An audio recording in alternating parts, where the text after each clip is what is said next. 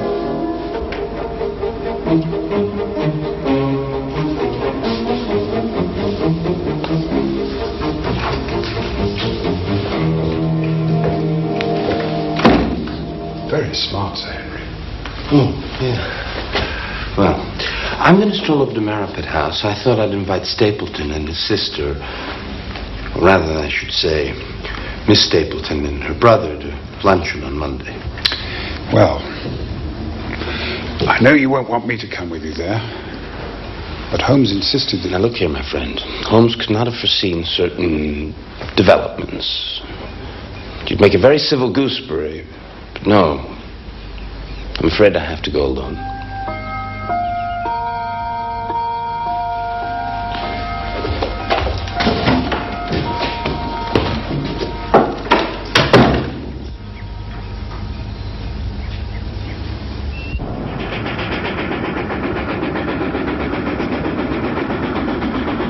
London, next stop.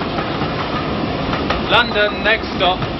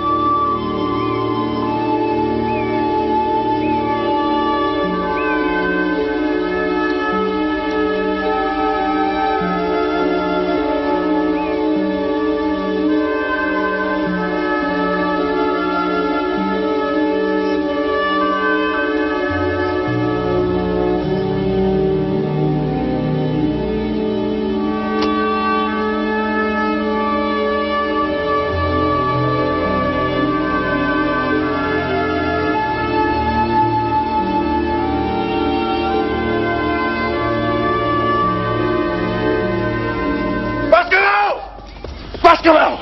How dare you, sir, make advances to my sister in such a fashion? Jack! I'm sure the lady gave you no reason to presume upon her good intentions. We welcome you into our circle, sir, and you repay the hospitality by forcing your disgusting attentions upon her. No, but I assure you, sir, my intentions Away, are sir! honorable. Away to the hall! Beryl!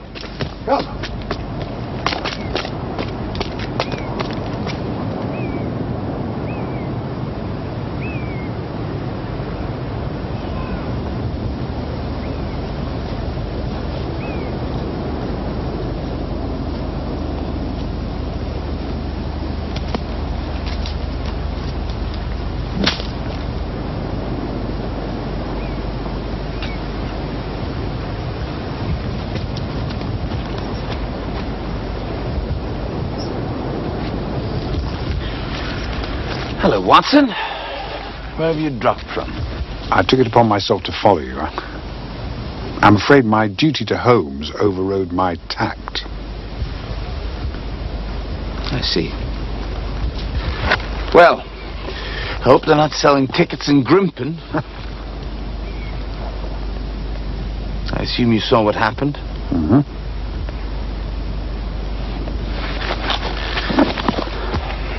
Did he ever strike you as a bit crazy, this brother of hers? Not particularly. Oh, well, he doesn't me. What's he getting so heated about? What objection can he have to me as a brother-in-law? I mean, he can't object to my worldly position, so... It's gonna be me myself. Oh, I don't know. Do you see it? Not at all. No, me. Oh, thanks. He won't let us be together, not for a moment. You must realize... Oh, I don't understand. There's a light in her eyes that speaks louder than words. I know it. I know it in my heart. But he treats me as if I was some mad seducer in an old melodrama. Oh, it's absurd. Perhaps... What? I was just thinking that this business with the Hound and the family curse and so on, if Stapleton partly believes it's true, And perhaps he might want his sister not to be... Yes, I know. Just till the business is resolved.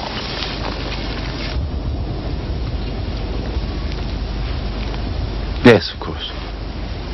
Well, shall we walk home together?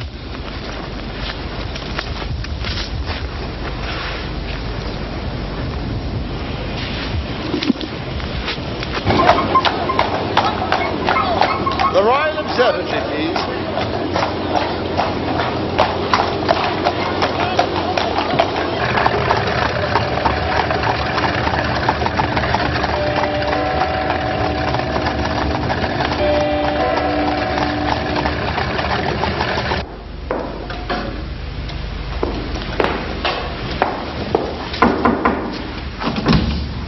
I am forever in your debt. Oh, no, not at all. Well, good day. Good day, Sir Henry.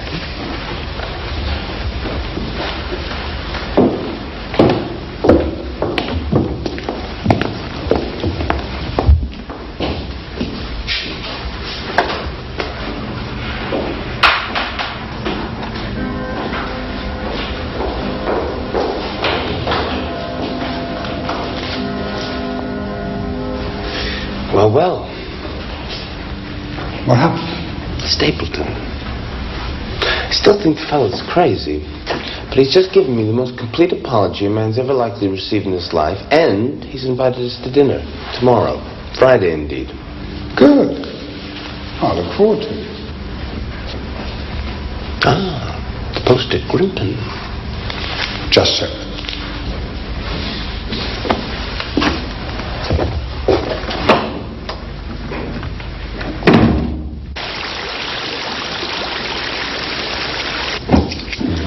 Thank you, sir.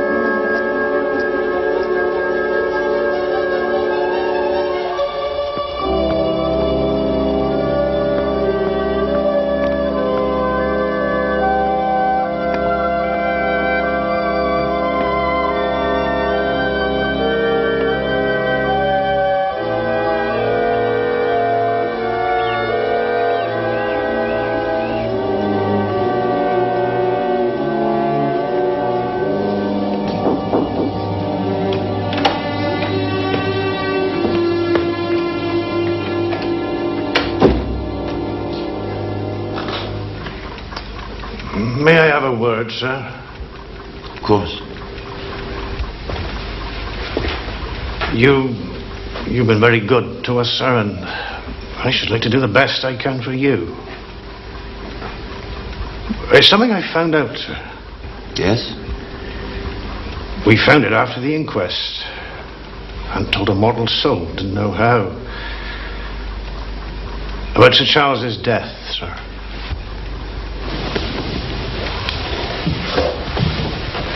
You know how he died? No, sir. Well, what then? I do know why he was at the gate at that hour. Why? To meet a woman, sir. A woman? Are you sure? Oh, yes, sir. Well, what was her name? I can only give you her initials, sir. Yes, 'twas something my wife found. She was cleaning out this very room, Sir Charles's study, sir, and in the grate there she found this scrap of paper. Oh, 'twas all burnt, but... well, it could still be read. From the shine in the writing, if you know what I mean, sir. Of course, I understand. Please go on. Well, she called to me, and I wrote it down. Please, as you are a gentleman, burn this letter and be at the gate by 10 o'clock. Then the initials, LL.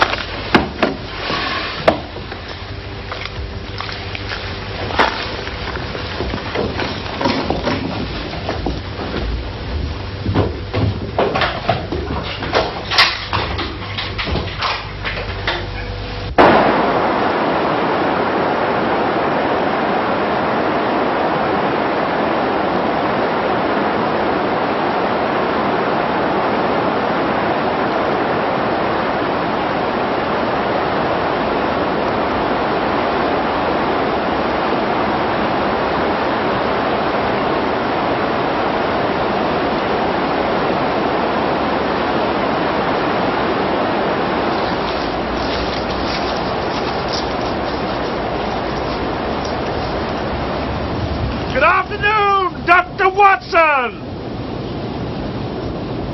Mr. Franklin? Come along up! I shall order you tea. Thank you.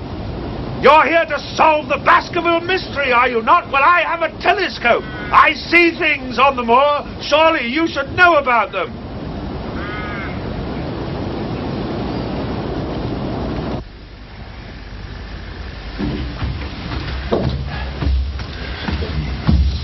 What a striking portrait. Laura. Your daughter, Mr. Franklin. Yes. Yes, that is my daughter. And the woman she has become is not. This way, Doctor. How's that? Disinherited her. Oh, I'm sorry to hear it. You are. What do you suppose such a thing does to a father, huh? This way. Married her seducer, sir. An artist.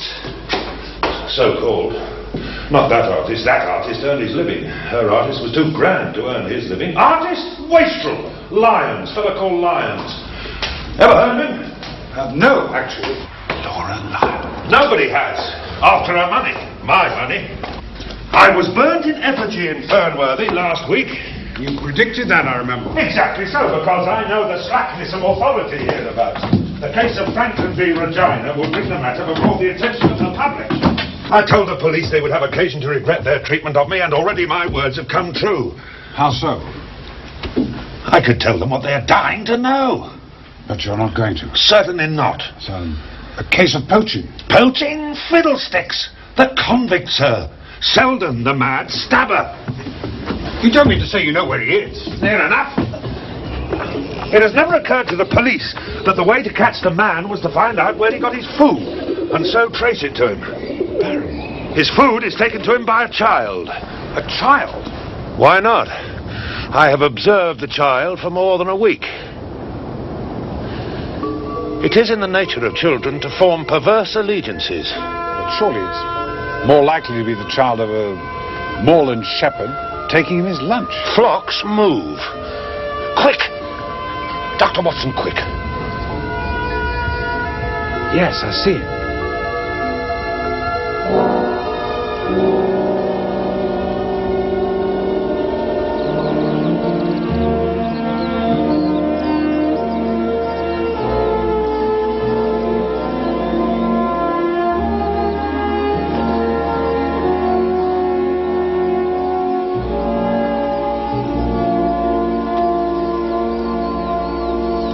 Dr. Mortimer! Dr. Watson, I have something marvelous to show you.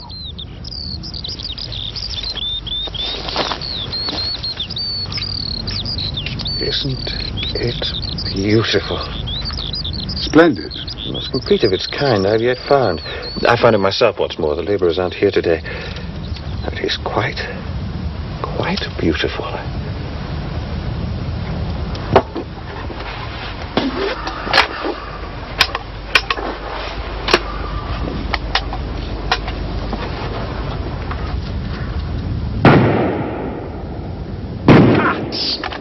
If there's one animal on this planet which I cannot abide, it is a rabbit. Really? Rabbit's burrow. Have you any conception of what a family of rabbits can do to the chronology of a dig in a single night? You are on your way to the necropolis. I could show you round if you like. The necropolis? Most people think it a Neolithic village, but I have reason to believe it a burial ground. Some most interesting features. I should be glad of your company. There's someone bivouacked near there. Who is it?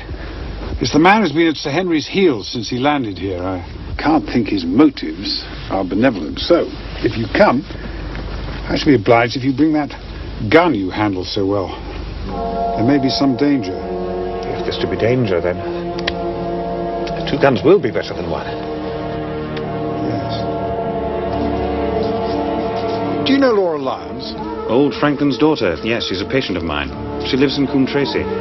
He's cut her off, you know, without a penny. Do you know if she was acquainted with Sir Charles? It's possible. After her marriage went wrong, she was able to set up for herself in a small way. As a typist, Sir Charles may have made that possible. He was a man who fostered many good causes. She may have been one of them. What sort of a painter was Lyons? Oh, brilliant.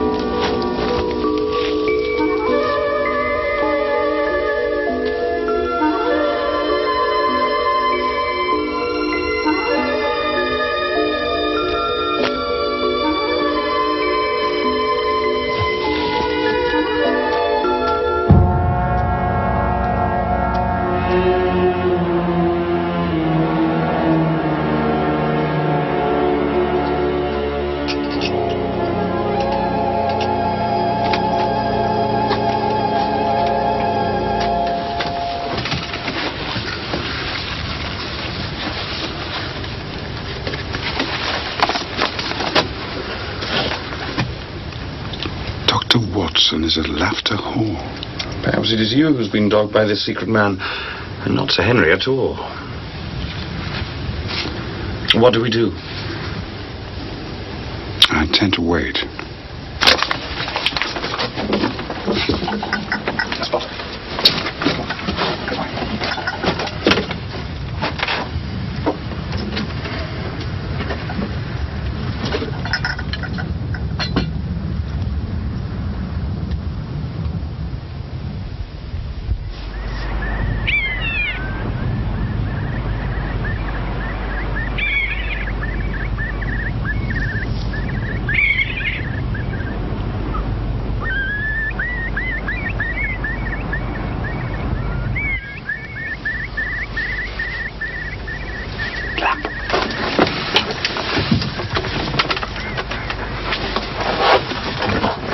It's a lovely evening, Doctor. I really think you will be more comfortable outside than in.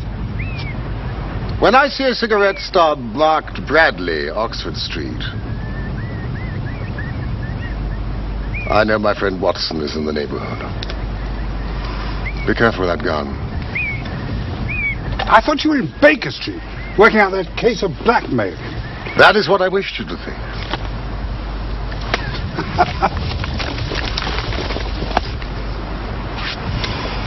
I've deserved better at your hands, Holmes. You use me and do not trust me.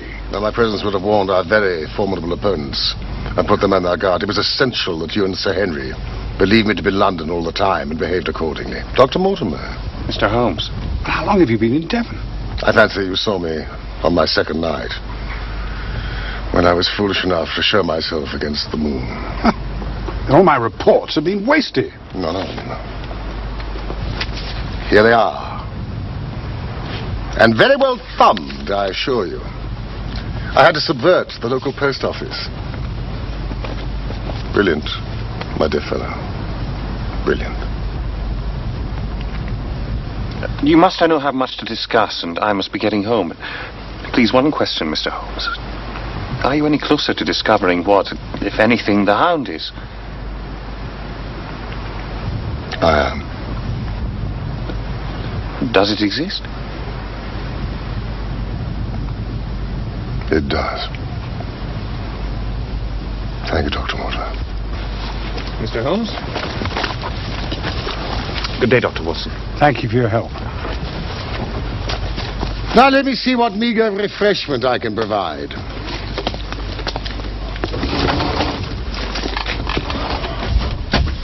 Cartwright, the little chap from the express office.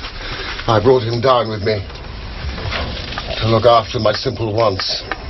A loaf of bread and a clean collar. I've discovered that there's a woman living in Coombe Tracy with the initials LL. Ah, yes, Franklin's daughter, Nora Lyons. Our researchers have been running along the same lines. Did you know that she's seeking a divorce from her husband? But she lacks the means to carry it through. It is a costly business. Do try my steel. Now, Dr. Mortimer thought that Sir Charles might have been a discreet benefactor. Really? That's interesting. Please, Watson.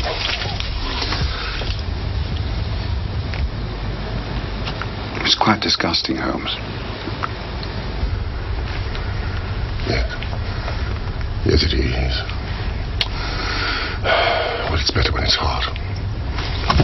Did you know there was a close intimacy between Laura Lyons and the entomologist, Stapleton? No, I did not. Yes, they meet. They write. She's no doubt counting on becoming his wife. That is the most powerful weapon in our hands. How? I don't understand. Because Miss Stapleton is in reality Stapleton's wife, not his sister. His wife? Yes, it was she who sent us that warning to the Northumberland Hotel. Why this elaborate deception? Don't ask me for particulars, Watson, but it is murder. Refined, cold-blooded, deliberate murder. What led you to him? He is a genuine entomologist. But that mention of his sole claim to fame, his discovery of a subspecies, Lycaenidae, that was his fatal moment. There can only be one discoverer of a species. That pinpointed him. It has been a hard trail, but...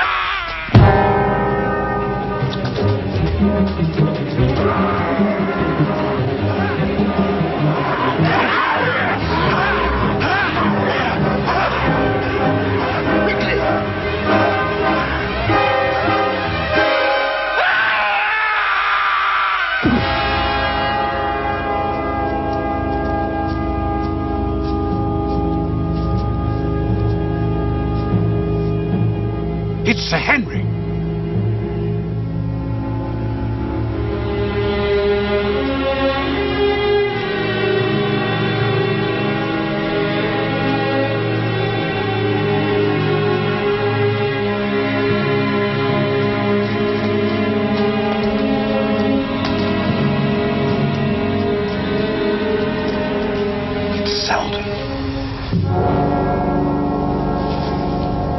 Sir Henry's clothes were the poor devil's death. Poor devil indeed.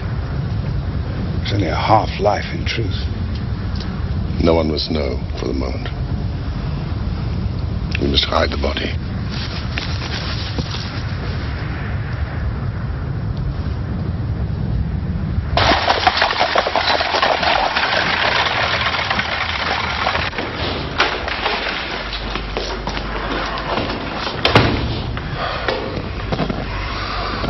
Sir Henry must know nothing of hearing the Hound. He will have a better nerve for the ordeal he must undergo tomorrow. So, this is Baskerville Hall.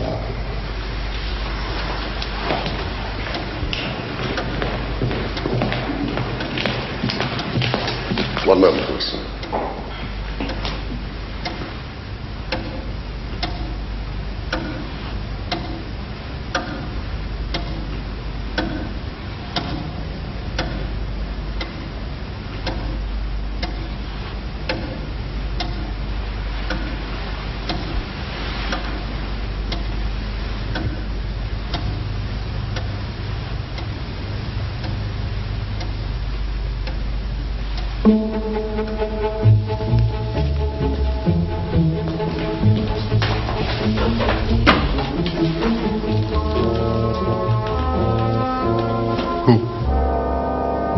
It's stapled.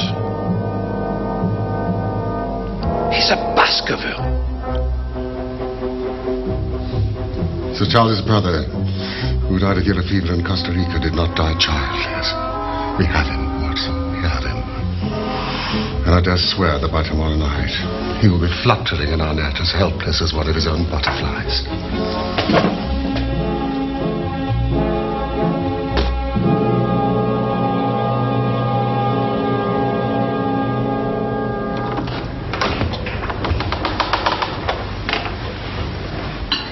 I fear that Watson and I must go to London.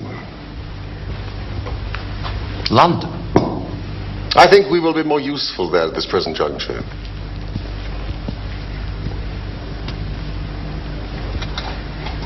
Excuse me. Might I have some fresh coffee? Certainly, sir. But I thought you were going to see me through this business.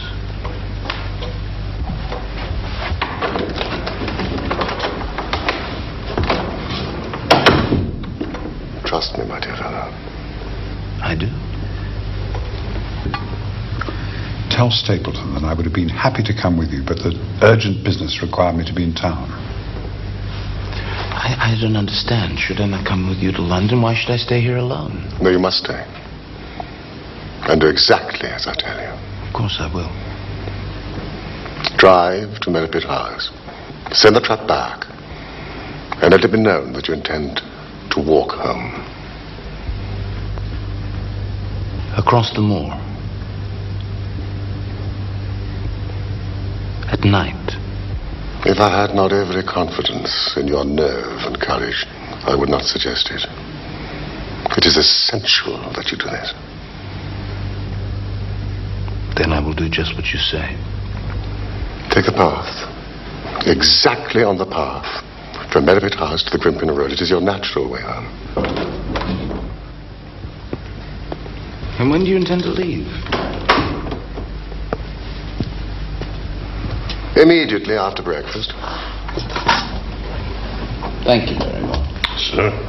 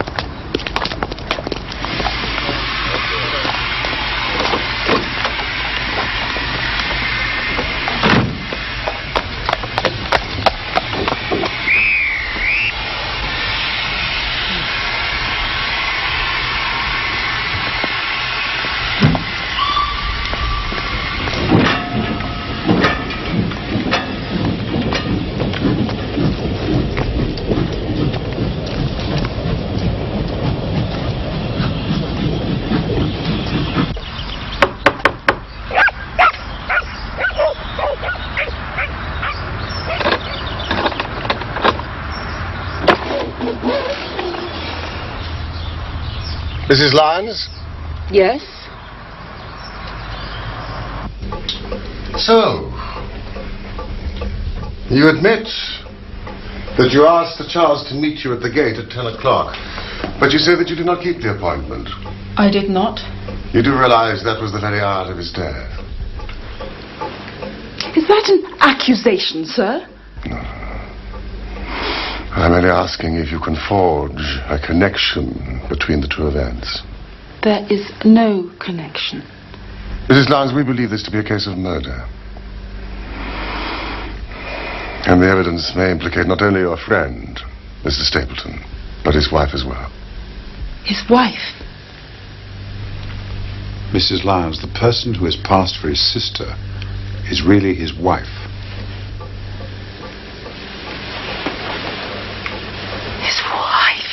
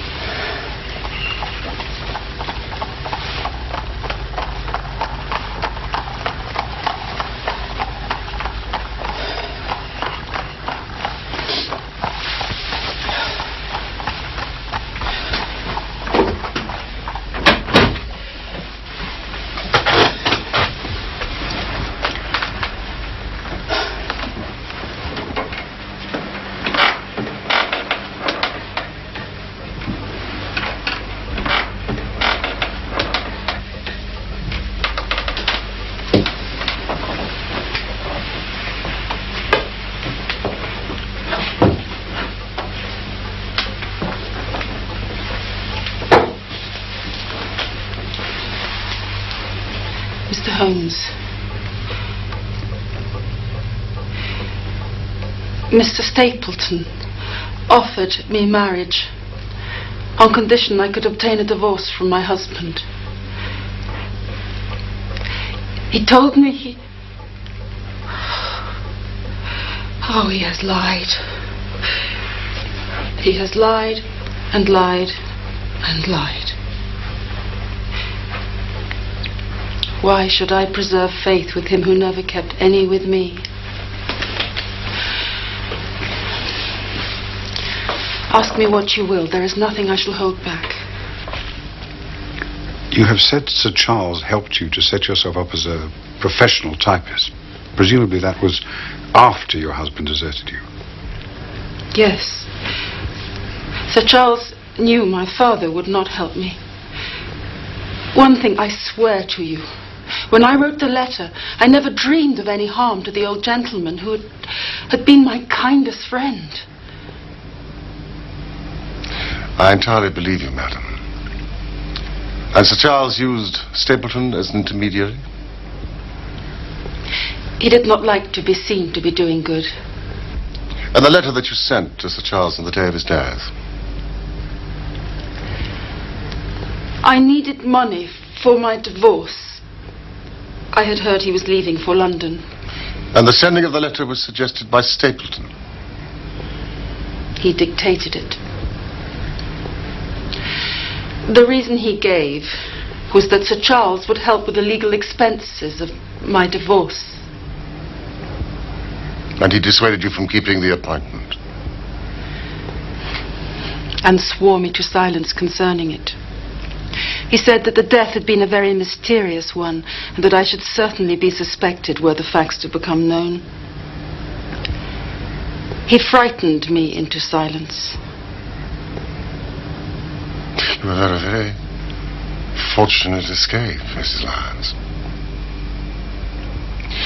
You have been near the edge of the precipice.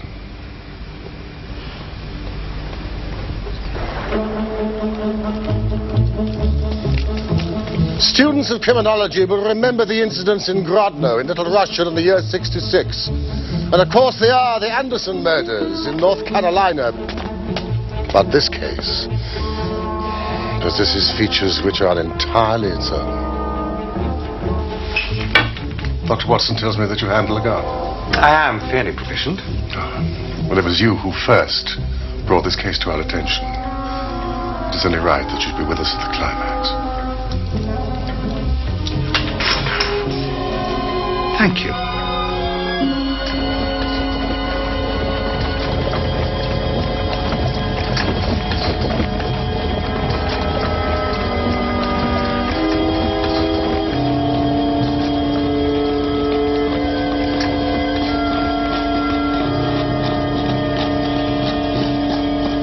While Dr. Mortimer and I guard the path, you watch the house, Watson.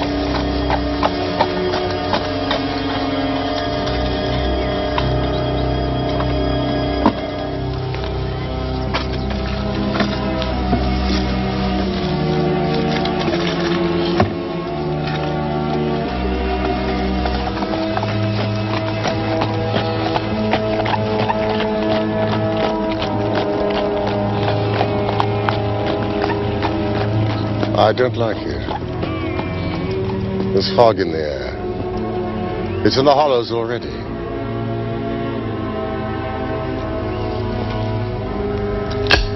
Be careful, Watson.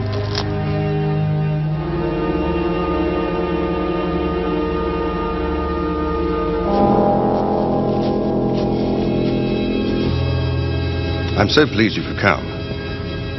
It's a pity Dr. Watson had to return to London. Nevertheless, I'm sure we'll have a pleasant evening together.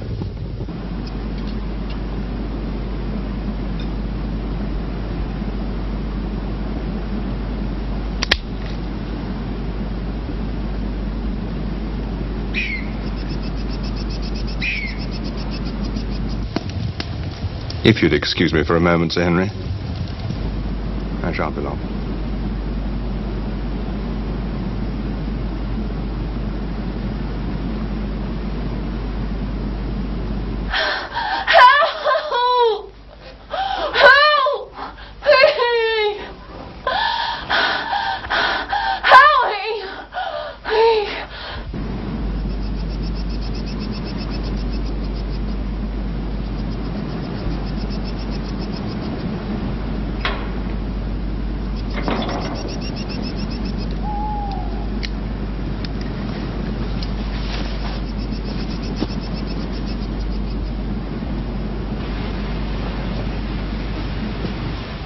Sir Henry was still inside the house when I left. It's getting late. You say Beryl Stapleton was not there? No. I cannot think where she might be. And there were only 2 places laid for dinner. The fog is getting thicker all the time. Courage, Sir Henry. Brave it.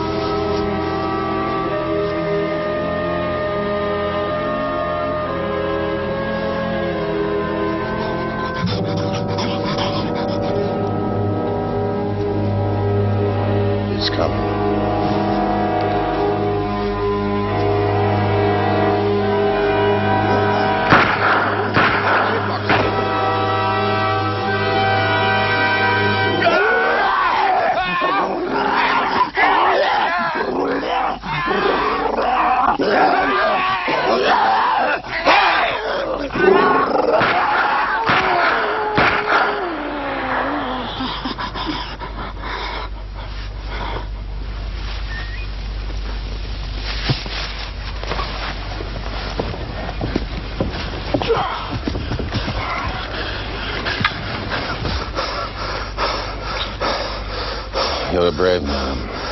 Doctor. It's all right, Saint. It's all right. The Hound got past us. Now, if you can manage it, we must get back to the house as soon as possible.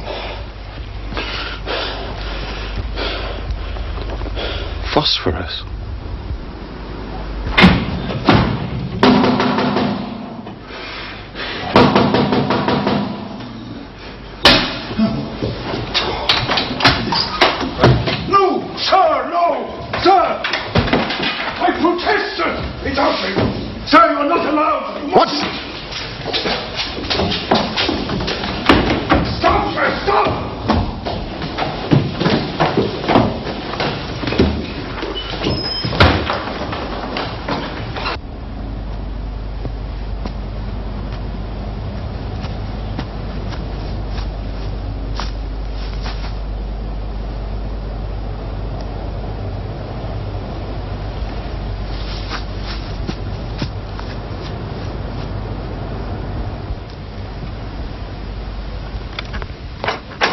The door's locked. Help! Help! Who? Help! Who? Help! Who here? Help!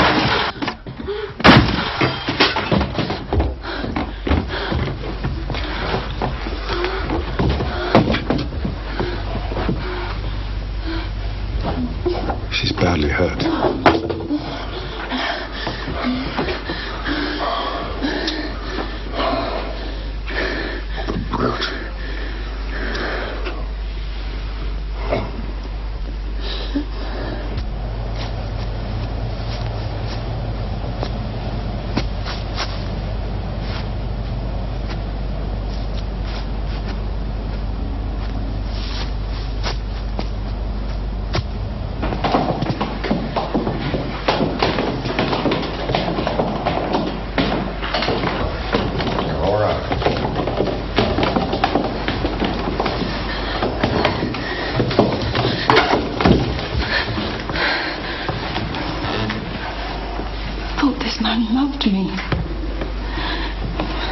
He loves nothing.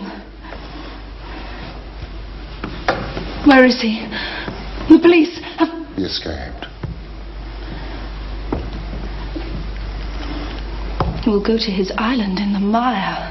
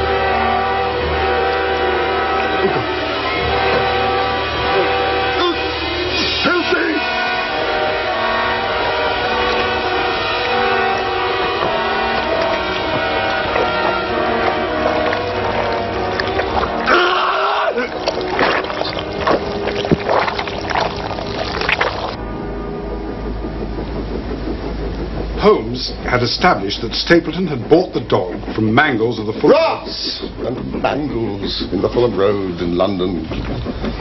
Ross and Mangles of the Fulham Road, London.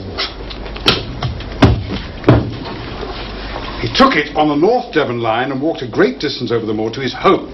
As we know, he eventually kennelled it at the heart of the Grimpen Mire. The Grimpen Mire.